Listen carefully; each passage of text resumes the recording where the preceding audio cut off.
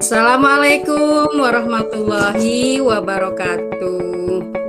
Warahmatullahi wabarakatuh.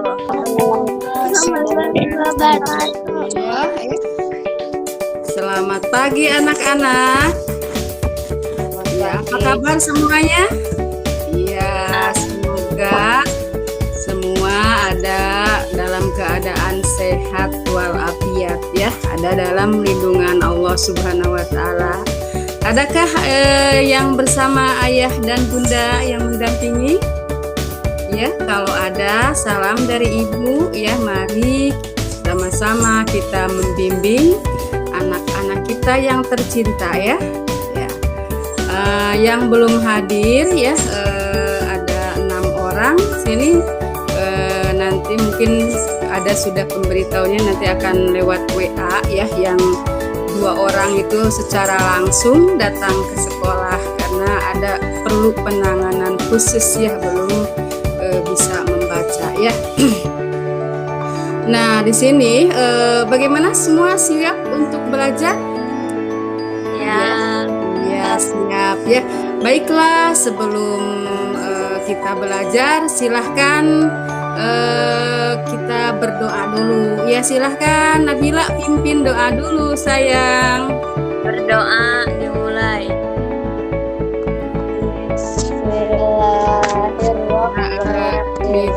Selesai.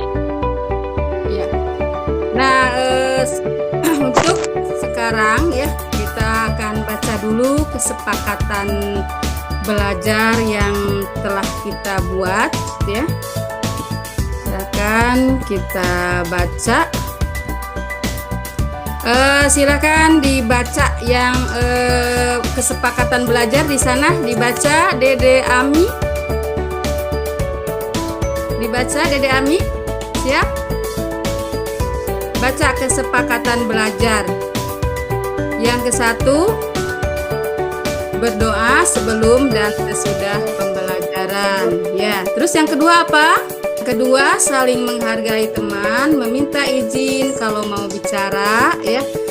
Silahkan diklik tanda gambar tangan di sana. Memperhatikan kalau ada teman yang sedang berbicara dan tidak memotong pembicaraan teman ya. Sepakat tidak? Ya, sepakat ya. Terus aktif dalam pembelajaran ya. Dan yang keempat, ketika belajar kameranya harap dinyalakan ya. Baiklah, untuk sekarang sebelumnya kalian sudah mempelajari ya, kita sudah belajar tentang perkembangbiakan hewan dengan mengklasifikasikan perkembangbiakan hewan secara generatif. Nah, sekarang kita masih melanjutkan tentang perkembangbiakan hewan ya. Pada pembelajaran sekarang kita akan mempelajari masih tema 1, selamatkan makhluk hidup, subtema 2, hewan sahabatmu, dan pada pembelajaran 3 ya. Dengan tujuan pembelajaran yaitu kalian dapat mengidentifikasi cara perkembangbiakan hewan secara generatif. Yang kedua, menyebutkan manfaatnya. Ketiga, menyampaikan cara perkembangbiakan dengan penjelasan melalui peta pikiran ya. Dan yang keempat, kamu dapat menentukan dan membuat dalam bentuk diagram dengan tepat ya. Nah, di sini sebelumnya Ibu telah membagikan link video ya, sudah kalian buka kan ya, sudah dipelajari ya. Di sana juga ada lagu ya. Nah, untuk sekarang kita lihat, perhatikan di sini ya, kita akan menjelaskannya lewat bagan-bagan ya, supaya kalian lebih memahami ya. Ini ya, perkembangbiakan hewan secara opipar, pipipar, dan opopipipar. Ya, kita lihat di sini ya, manfaatnya juga di sini, ciri-cirinya. Opipar tidak berdaun telinga dan tidak menyusui juga ya. Kalau pipipar berdaun telinga, menyusui, badannya juga ditutup oleh bulu ya. Contoh-contohnya sudah tadi. Kita lanjut. Ini perkembangbiakan secara diagram seperti ini ya. Ini yang opopipipar itu masuk juga ke pipipar dan juga telinga juga pada opipar. Dia ada bertelur dan beranak.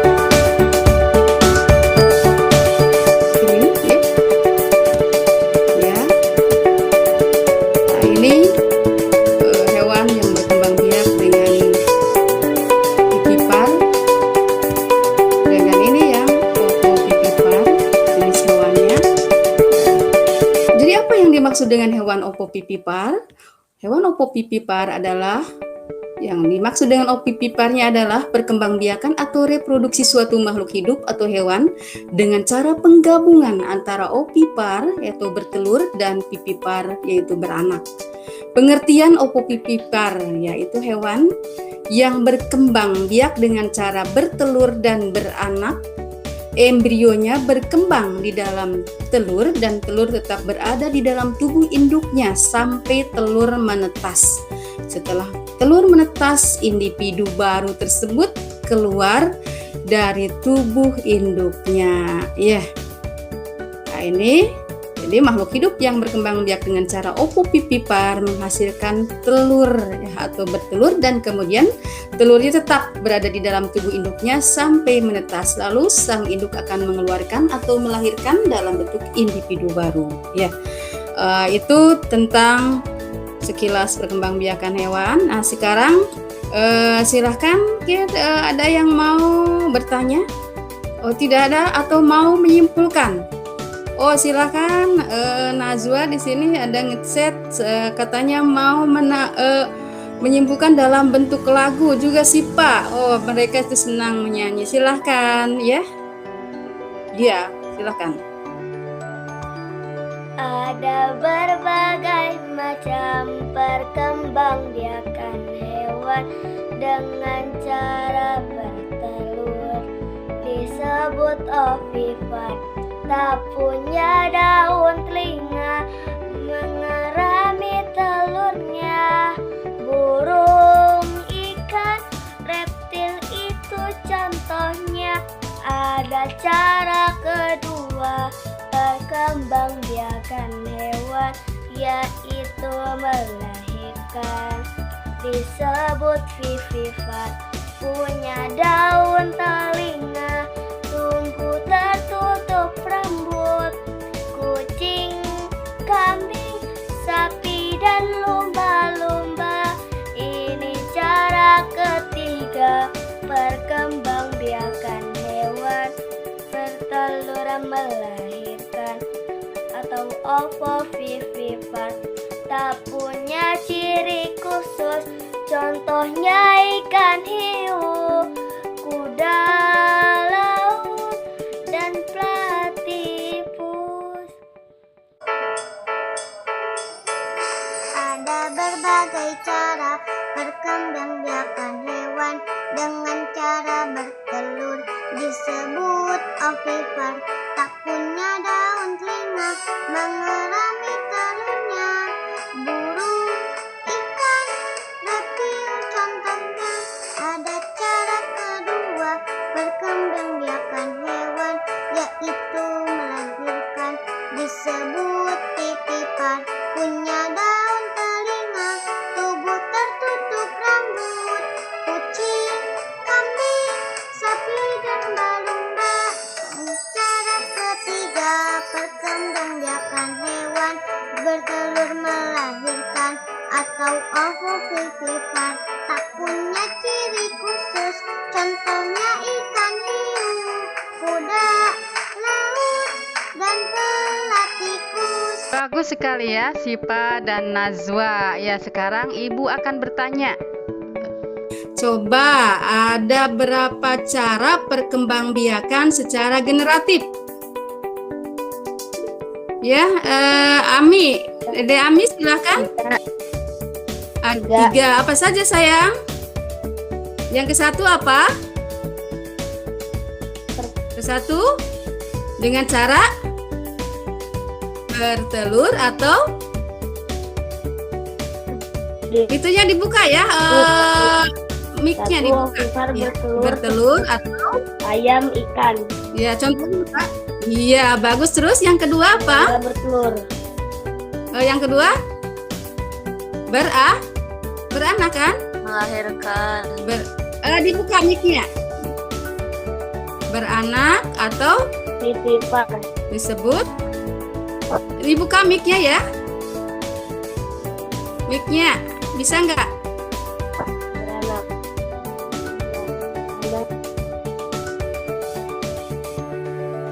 Contohnya sapi, Iya, kambing, sapi, ya. Terus yang ketiga apa? Ya, bisa dibantu Opo oleh Nabila. Yang ketiga, hewannya apa, Nabila? opo Ya, piripar. Itu hewan, contohnya hewan hiu dan ikan pari. mm-mm. Ya, ikan pari, ya. Yang lainnya ada kuda laut, ya, ada kadal, ada ular, ya. Ya, itu perkembangbiakan yang secara generatif, ya. Nah, silakan ada Nabila mau menyimpulkan, silakan disimpulkan saja, Nabila. Perkembangbiakan generatif adalah berkembang biak dengan cara kawin. Dibagi menjadi tiga, yaitu opipar, pipipar, dan opopiripar. Berkembang biak bertujuan untuk melestarikan makhluk hidup agar tidak punah. Iya, bagus ya. Itulah perkembangbiakan hewan secara generatif ya. Nah, untuk kita memfokuskan kita melakukan gerakan dulu ya supaya kita fokus lagi ya. Kita angkat tangan kanan ke atas, tarik napas, turunkan, buang napas ya. Tangan kiri angkat ke atas, ya. Turunkan, buang napas. Ya, bagaimana rasanya? Segar? Segar. Iya, ya. Anak-anak sekarang silahkan kalian perhatikan ya, ada gambar roda emosi di sana ya. Sini ada emosi bahagia ya, silahkan kalian nanti ditulis ya di buku kalian masing-masing ya, perasaan kamu secara fisik saya merasa apa, tubuh saya terasa apa ya, secara mental saya merasa di sana. Jadi diisi ya secara emosi ya, juga diisi ya bagaimana perasaan kalian ya. Nah, sekarang Ibu mau bertanya kepada Nabila. Nabila, bagaimana perasaanmu? Kepada Bila. Ya, Perasaanmu bagaimana? merasa senang dan bahagia karena mendapatkan ilmu baru. Iya, merasa senang karena mendapatkan ilmu baru. Juga kepada Anis, bagaimana Anis? Saya merasa ceria dan senang karena mendapatkan pengetahuan baru dari ibu. Iya, bagus ya tuh kalian sudah memaparkan bagaimana perasaan kalian ya, dan pembelajaran sudah kita tadi sudah juga disimpulkan ya. Nanti untuk evaluasi akan Ibu kirim ya lewat WA dan juga lewat di sini ya. Nanti kalian isi ya soal-soalnya dan dikumpulkan ya. Dan jangan lupa tugas dari Ibu yaitu membuat laporan tentang perkembangbiakan hewan ya. Silahkan dilaksanakan sesuai dengan apa minat kamu ya. Apakah kamu mau dalam bentuk deskripsi atau karangan paparan atau deskripsi, juga bisa dalam bentuk gambar ya. Dalam bentuk puisi juga bisa, atau dalam bentuk lagu seperti yang tadi dilakukan oleh Sipa dan Nazwa ya. Nah, dan untuk yang biasa ya, setiap pembelajaran tiap harinya kalian ditugaskan untuk menulis jurnal ya. Silakan ditulis jurnalnya pada buku masing-masing ya, kegiatan dari pagi hari sampai terakhir itu apa yang telah dilaksanakan dan apa yang dirasakan oleh kalian, manfaatnya apa dan apa rencananya untuk kedepannya ya. Mungkin pembelajaran dari Ibu dicukupkan. Sebelumnya Ibu juga berpesan kepada kalian supaya kalian selalu menjaga kesehatan ya, dan apa-apa yang telah Ibu sampaikan harus diingat ya. Kita pelihara juga, cintai lingkungan ya, cintai hewan-hewan seperti yang tadi kita paparkan ya. Nah, di sini ya Selalu kalian menjaga protokol kesehatan. Ya, siap semuanya? Ya. Mungkin sampai di sini ya. Dari Ibu, billahi taufik wal hidayah. Wassalamualaikum warahmatullahi wabarakatuh. Waalaikumsalam warahmatullahi wabarakatuh. Assalamualaikum warahmatullahi wabarakatuh. Berjumpa kembali dengan saya Imas Sumiati, CGP Kabupaten Majalengka. Saya akan merefleksi pembelajaran berdiferensiasi dan berkompetensi sosial emosional yang telah saya laksanakan di SDN Babakan Manjati 1 pada kelas 6. Penerapan pembelajaran berdiferensiasi, yang pertama diferensiasi konten, yaitu dikarenakan terdapat siswa yang bermasalah yaitu belum lancar menulis dan membaca sehingga pemberian bentuk materi disesuaikan bagi kemampuan anak tersebut. Yang kedua, diferensiasi proses dilaksanakan dalam proses pembelajaran disesuaikan dengan gaya belajar siswa yaitu visual dan audio visual. Yang ketiga, diferensiasi produk. Ini dilaksanakan dengan penugasan yang disesuaikan dengan bakat atau minat siswa. Siswa ditugaskan untuk membuat laporan perkembangbiakan hewan dengan diberi kebebasan sesuai dengan minatnya. Penerapan pembelajaran kompetensi sosial emosional. Yang pertama, KSE, kesadaran diri. Itu pengenalan emosional. Dengan teknik berdoa, memohon kepada Tuhan Yang Maha Esa dengan khusyuk untuk diberi kemudahan dalam belajar.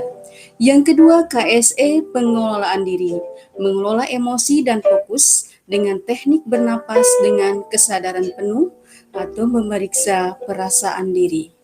Yang ketiga, KSE, pengambilan keputusan yang bertanggung jawab, yaitu dengan teknik membuat jurnal diri. Apakah yang dirasakan setelah melaksanakan pembelajaran berdiferensiasi dan pembelajaran berkompetensi sosial emosional? Saya merasa senang dapat melaksanakan pembelajaran yang menerapkan pembelajaran berdiferensiasi dan KSE. Proses pembelajaran seperti ini berpihak kepada anak.